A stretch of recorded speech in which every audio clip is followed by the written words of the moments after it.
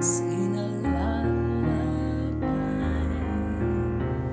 So the song we're talking about is Somewhere Over the Rainbow. It's a classic and it first appeared in the movie The Wizard of Oz. And we'll talk about the different sections of the song, and you can apply the same to the different lyrics when you practice it yourself. So first what we're going to do is speak the words or the lyrics of the song, right? Here we go. Somewhere over the rainbow, way up high. Okay, so that's the first line of the song. And now let's try and sing it. Somewhere over the rainbow, way up high. Okay, so now I'd like you to listen carefully to that line, and all through this process of trying to understand the song, I'd like you to take it at your own pace, rewind, pause, slow it down if you must, but make sure that you're absolutely comfortable and understand every line and instruction that we're going through. So on the first word, somewhere, there might be the tendency for you to try and take a breath in between some and where. But remember, it's one word, right? Somewhere. And I'd like to break that word down into the two notes that we have. Somewhere. Does that interval or jump ring a bell? Don't you worry, we've talked about it in one of our earlier lessons. We'll leave you a link in the description box, so do check it out for a recap. That interval is called an octave. Somewhere over the rainbow, way up high. So if you remember the warm-up that we did why.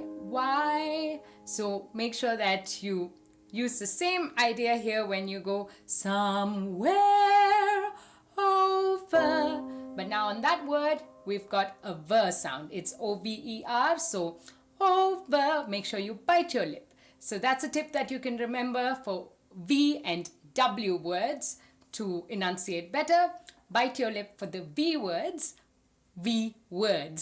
right? So over the rainbow, way, that's the W word, way up high.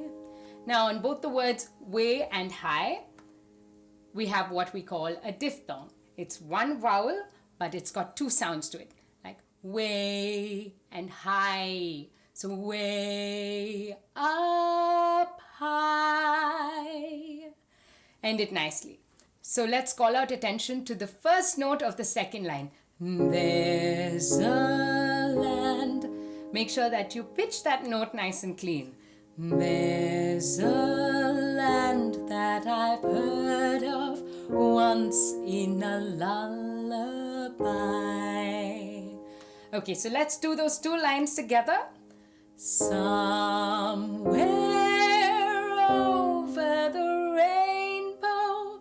And you can feel free to add all of those glides and embellishments that you need to. Like I like to go somewhere over the rainbow, way up high.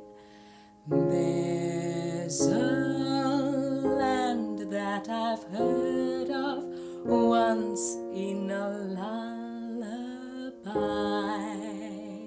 So now let's move on to another section of the song that has a slightly different tune. Let's speak it first.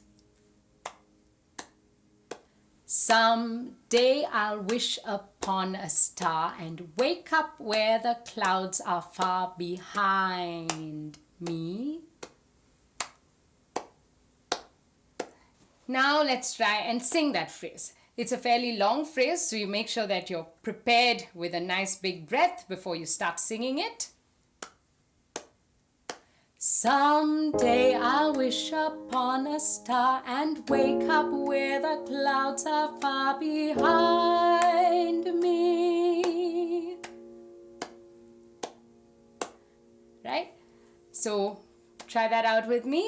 Someday I'll wish upon a star. And notice how we're not just singing those notes very straight, right? We're not just going, someday I wish upon a star, but we're sort of connecting them all together with a little lilt, right? Someday I'll wish upon a star and wake up where the clouds are far behind me. Yeah, and now let's go on to the next line. It's a similar pattern, but there's a little difference. Let's speak it first. Where troubles melt like lemon drops away above the chimney tops, that's where you'll find me.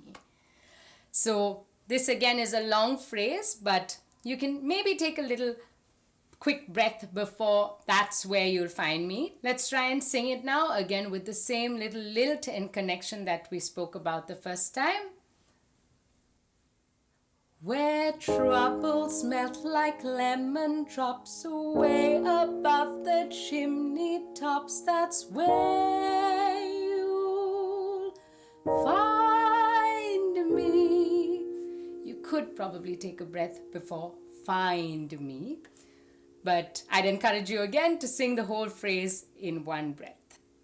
Where troubles melt like lemon drops away above the chimney tops, that's where you'll find me. So the rest of the song has slightly different lyrics here and there, but with similar patterns. And at the very end, we go, if happy little bluebirds fly.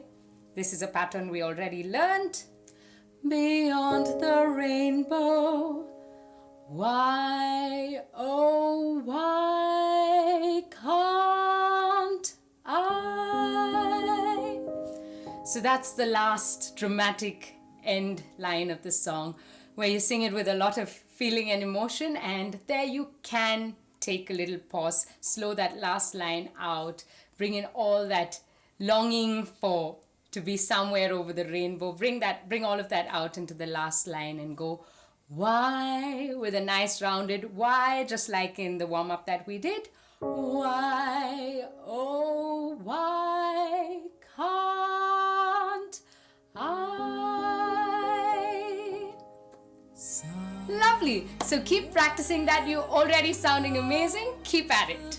So if you'd like to practice the entire song, do check out the description box for the link to the practice along tracks. So now that we've learnt the song, let's use it as an example to understand beat, tempo, and rhythm. So when we broke the song down, we said somewhere over the rainbow. Notice how we kept clapping at regular intervals. So that is the beat of the song. You can also see it visually. Somewhere over the rainbow. So these are the beats of the song. So what is rhythm? Notice how, although we have different words in the song, right? We say somewhere over the rainbow. So there are shorter notes and then there are longer notes. So however, they still follow a specific pattern. The beats still follow a specific pattern, and that forms the rhythm of the song. So you notice how every line has a similar pattern. Somewhere over the rainbow, way up high, there's a land that I've heard of. So that contributes to the rhythm of the song. Also notice how we tend to emphasize or accent some notes or beats more than the rest. Like we go, somewhere over the rainbow. We almost have a strong, weak pattern going on in the song. And there are other songs where you'd probably hear a strong, weak, strong, weak. So pay attention to all of this, and this can help you listen for more patterns in beat and rhythms of songs. Now on to tempo. What does tempo mean? Simply, tempo means how fast or slow a song is. So taking the example of the song we just learned, if we went somewhere over the rainbow, that means I've increased the tempo or made the song faster. The same idea, let's do it slower. Somewhere over the rainbow. So what we did here was to bring down the tempo and make the song slower. So there we go. We looked at beat, rhythm and tempo with Somewhere Over the Rainbow as an example. So now for a quick recap, a beat is the basic unit or pulse of time in music. A rhythm is the placement of sounds in time in a regular and repeated pattern. And tempo is simply how fast or slow a piece of music is performed. Now on to our bonus pro tip. Today we're going to introduce you to an instrument called the metronome. Now the metronome can be a musician's best friend, helping us to practice and stay in time. Now all of us can easily access the metronome by means of various applications, and here's how you can use the metronome to practice a song. So initially, when you're getting used to the song, starting out to learn it, start off at a really slow tempo. Here's an example. Someday I'll wish upon a star and wake up where the clouds are far behind me. You can also use the metronome to evaluate yourself and measure how long you're able to hold your breath. So that's another idea. And then once you're comfortable with singing it slow, you can pick the pace up and do the song faster like this. Someday I'll wish upon a star and wake up where the clouds are far behind me. So here's how you can use the metronome to practice your songs slow first and then fast. So I really enjoyed talking about beat, tempo and rhythm today, and there's so much more on the subject that I'd like to share with you. So more on that in our next lesson. Until then, keep practicing. If you like the video, make sure to hit the like button and share it with your friends as well. Do tell us in the comments below what you enjoyed the most about it. And also let us know if there are concepts that you'd like us to share through this series of videos. Alright then, see you in the next lesson. Until then, keep singing.